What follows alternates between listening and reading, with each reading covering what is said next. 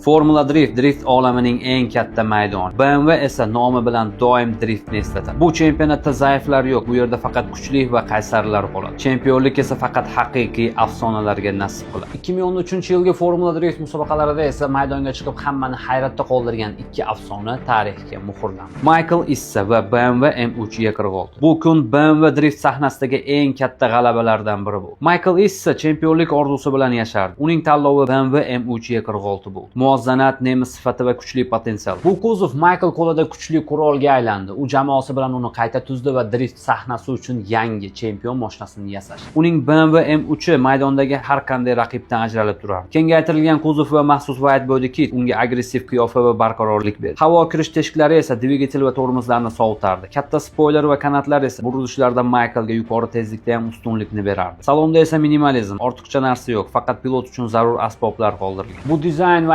aerodinamika birgalikda BMWni chempionlikka munosib afsonaga aylantirdi. Michael Issa BMW M3 ning o'zining standart nemis motorini qoldirmadi. U chempionatda raqobatga chidamli va katta kuchga ega motor kerakligini juda yaxshi bilardi. Shuning uchun u General Motors ning LS V8 dvigatelini M3 ga o'rnatdi. Bu 602 litrli atmosferali motor, 700 tadan ko'p ot kuchiga ega. Uning katta kuchi Michaelga burilishlarda to'liq nazorat va hayratlanarli drift burchaklarini berdi. LS V8 motor ishonchlilik balki cheksiz potensial bilan ham Michaelni chempionlikka yetakladi. 2013-yil Formula Drift chempionati keskin raqobatlar bilan o'tdi. Michael Issani kuchli raqiblari orasida top pilotlar va katta jamoalar bor edi. Lekin Michael o'z mahorati va BMW M3 E46 ning kuchiga tayanib barcha bosqichlarni bosib o'tdi. Uning aniq harakatlari, burchaklardagi nazoratlari va motorning katta kuchi tomoshabinlarni hayratga soldi. Finalda esa Michael o'z raqibini ortda qoldirib, Formula Drift musobaqasida BMW rul ortida chempionlikka erishgan pilot sifatida yozildi. Bu g'alaba BMW uchun ham Michael uchun ham yangi bosqich bo'ldi. Drift sahnasida ko'p afsonalar tug'ilgan, lekin bu juftlik bir chempionlik bilan ham tarixga muhrlandi. Shundan so'ng Michael Issa va BMW nomi drift olamida afsona sifatida tilga olina boshladi.